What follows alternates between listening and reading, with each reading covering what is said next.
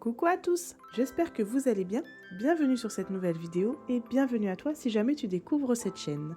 Comme vous pouvez le constater à travers ce générique, nous allons rembobiner un petit peu le temps et surtout nous allons remballer toutes les décorations de Noël et passer un petit coup de nettoyage dans la cuisine, la pièce maîtresse qui a servi à pouvoir célébrer ce fameux jour. C'est vrai que j'adore la période de Noël, j'aime beaucoup décorer, j'aime beaucoup, voilà, ça annonce pour moi beaucoup de choses, d'autant plus que tous mes enfants sont nés en fin d'année, donc j'ai quand même beaucoup de choses à gérer sur cette période-là, donc c'est vraiment une période qui est saisissante pour ma part. Et cette année, je trouve que finalement, j'étais pas trop dans l'esprit de Noël. Alors, est-ce que c'est parce que les magasins n'ont peut-être moins fait? Est-ce que c'était moi psychologiquement? Est-ce que c'est parce qu'il n'y a pas eu de neige? Enfin, voilà, je sais pas qu'est-ce qui s'est passé pour moi cette année, mais c'est vrai que je me suis limitée.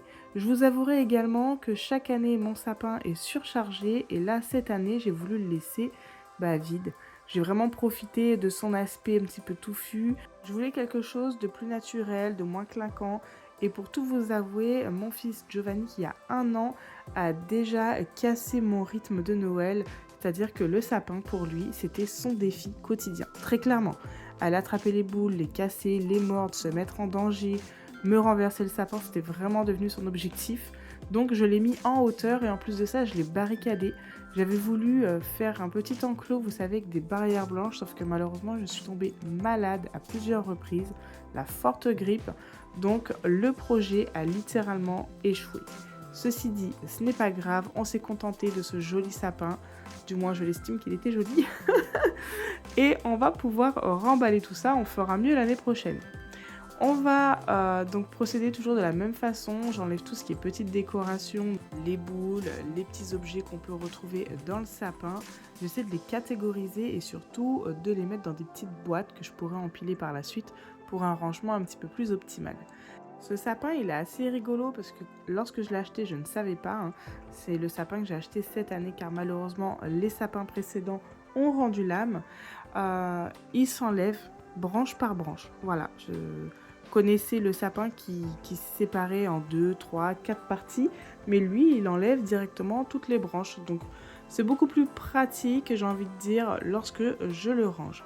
Je ne m'embête pas à retourner comme une horloge autour du sapin pour enlever la fameuse LED.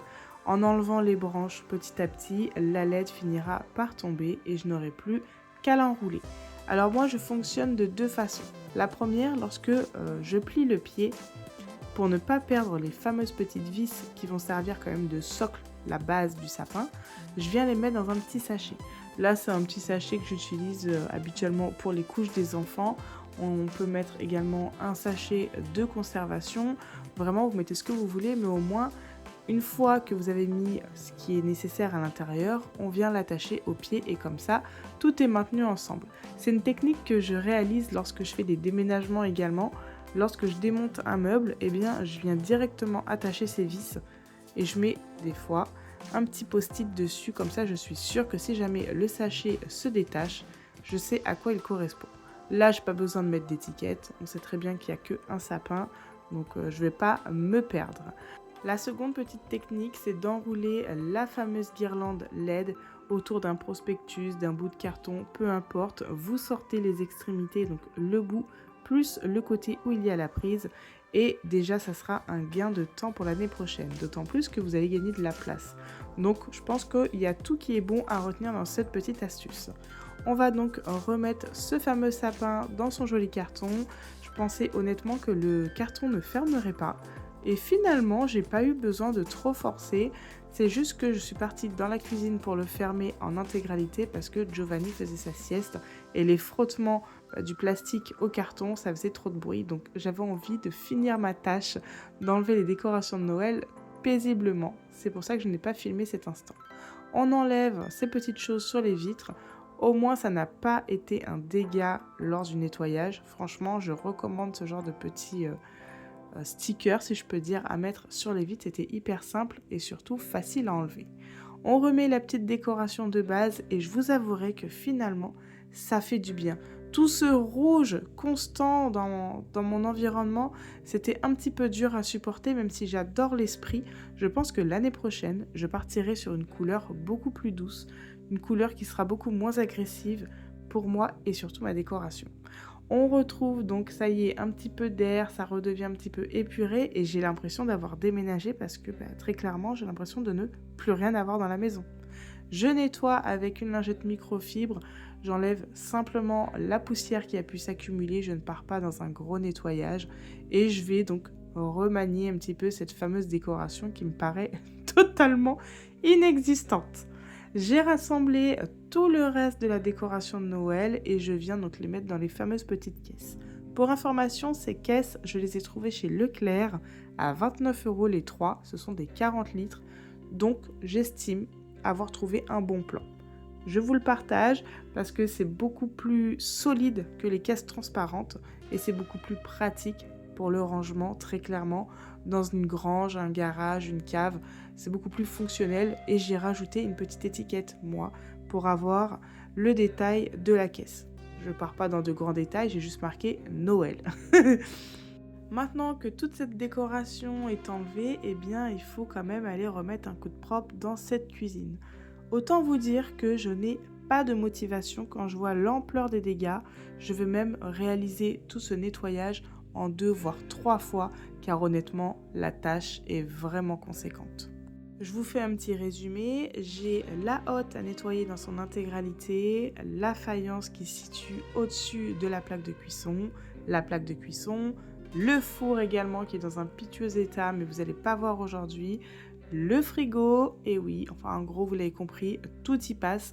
Et dans la semaine, je pense même aller mettre un gros coup de nettoyage sur mes murs, mes plafonds, parce qu'en fait on a tellement cuisiné, la pièce est petite, j'ai l'impression que tout s'est imprégné, que ce soit les meubles, les murs, enfin c'est terrible. Je vous avouerai que par contre les joints, mon carrelage, c'est une catastrophe. Donc là franchement, ça sera ma priorité, les 3 éléments que vous allez voir aujourd'hui. J'essaie de vraiment zoomer pour que vous puissiez voir à quel point c'est sale et j'ai l'impression que même quand je vous le montre en vidéo, ça a l'air plutôt correct. Alors que pas du tout. Pas du tout. Je répète, la mission sera difficile. On peut constater quand même qu'il y a un relief sur cette plaque et c'est très dur à enlever. Donc ce qu'on va faire, on va utiliser de l'huile de coude, on va se motiver. Et franchement, faut y aller. Une fois que ça sera fait, je sais pertinemment que je serai satisfaite, je me sentirai bien. J'ouvre mon petit placard magique et je cherche une solution magique. Il n'y en a pas. On va aller prendre du bicarbonate de soude parce que ça va aller absorber, décoller les saletés, ça va en même temps dégraisser, nettoyer. Bon, vous l'avez compris, ça va faire pas mal de choses. Mais pour que ce soit encore plus puissant, je vais venir y ajouter un petit peu d'acide citrique. Là, on peut voir qu'il y a une petite réaction qui se fait. C'est tout à fait normal, mais surtout, ça va venir vraiment décaper, entre guillemets, les saletés qu'il y a sur la grille. Donc, un coup, je fais celle-ci et un coup, je ferai l'autre. C'est le seul récipient qui peut accueillir ces fameuses petites grilles. Donc, voilà, c'est une petite idée pour le nettoyage, ça peut faciliter. On va enlever les brûleurs. On peut constater que sous les couvercles, c'est un peu rouillé. Et ça fait plusieurs fois que ça me le fait. Pourtant, je fais très attention lorsque je finis de nettoyer ceci, de les sécher. Donc je ne sais pas trop pourquoi ça fait ça. Peut-être que c'est tout à fait normal. Mais en tout cas, j'ai décidé qu'aujourd'hui, on va résoudre ce problème. Sur la plaque, je viens directement mettre de l'eau avec du vinaigre blanc. C'est tout ce qu'il y a. Je vous avouerai qu'il y a 3/4 d'eau pour 1/4 de vinaigre blanc. C'est pour ça que je viens y ajouter un petit peu de cristaux de soude liquide sur une vieille éponge. Ma façon de fonctionner, c'est comme ça. J'utilise des éponges pour ma vaisselle, j'ai pas de lave-vaisselle. Lorsqu'elles sont usées, je les mets de côté. Je les fais sécher, je les mets de côté. Et lorsque j'ai un gros nettoyage à réaliser sur un électroménager ou quelque chose qui est en extérieur, je viens utiliser cette vieille éponge et je pourrais la considérer comme usage unique. Sauf qu'en réalité, ça sera sa deuxième vie. On peut voir que franchement, le nettoyage, il se fait hyper rapidement alors que c'était extrêmement sale. Je viens prendre une petite brosse à joint pour bien aller sur les recoins qui sont inaccessibles avec la fameuse éponge et surtout passer en dessous les boutons du gaz. On laisse agir entre 5 et 10 minutes et pendant ce temps-là, je ne vais pas perdre de temps, je vais aller m'occuper de la hotte qui franchement pleure misère. C'est terrible. Je disais à mon mari la dernière fois, c'est pas possible, la hotte, elle doit pas être assez grande pour nous en fait, parce que très clairement, je la nettoie tous les jours. Alors certes, elle n'est pas dans cet état tous les jours, mais franchement, au minimum 2 fois par semaine, elle est comme ça quoi. C'est un travail de titan, je trouve, d'organiser et d'entretenir sa maison. Enfin, vraiment, c'est assez épuisant et c'est pour ça qu'il est important d'avoir des routines. Déjà parce qu'on varie les tâches et surtout, on n'oublie pas de l'entretenir pour éviter la casse par la suite. Donc, une fois que j'ai nettoyé en gros ma hotte, je laisse agir, entre guillemets, le produit et je vais aller m'attaquer à ma faïence, du moins les joints. Vous savez ce qu'il y a entre les deux carreaux là, le truc horrible à nettoyer qui s'encrasse constamment. Lorsque ma mère a fait ce petit carrelage, elle m'a posé la question, tu veux du blanc ou du gris? Alors je dis le blanc. Elle m'a dit attention, le blanc c'est extrêmement salissant. Je dis mais t'inquiète pas, je suis la reine du nettoyage. J'adore nettoyer, ça va pas me déranger. Mets-moi du blanc. On a mis du blanc, c'est une catastrophe. Alors oui, ça s'entretient, j'entends bien. Mais si vous avez le malheur de passer un coup d'éponge dessus, eh bien toutes les micro-saletés qui sont sur l'éponge vont venir se déposer dans ce joint. Bref, avec ma petite pâte miracle à l'intérieur, il y a du dentifrice, de l'acide citrique, du cristaux de soude, pas mal de petites choses qui font qu'elle est décapante. Je viens donc humidifier encore une fois avec le vinaigre les joints et je vais venir frotter avec une brosse à dents et cette fameuse composition, je laisse encore une fois agir.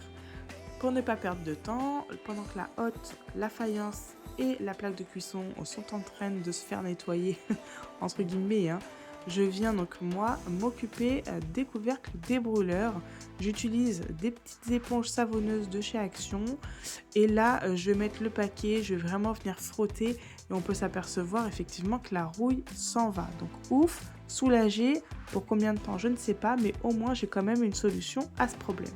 Avec une microfibre totalement propre et surtout mouillée, je viens rincer tout mon électroménager et je fais du haut vers le bas. Il y a pas mal de petites choses à nettoyer, donc je vais faire des allers-retours pour rincer cette fameuse petite lavette et me retrouver avec quelque chose de propre. On a quand même une petite couche d'eau qui reste constamment, donc je viendrai sécher tout à l'heure. Lorsque je nettoie cette hotte, elle a, vous savez, des petits abattants un peu en ferraille et ça s'incruste énormément ici, c'est pour ça que j'insiste, mais je pense quand même que la prochaine fois j'irai avec une brosse à dents ou un petit goupillon parce que je trouve pas que ce soit net lors du nettoyage. Tout en descendant, je vais venir nettoyer la faïence et surtout bien insister avec la lingette microfibre sur les joints qui là ne vont pas laisser de petits résidus.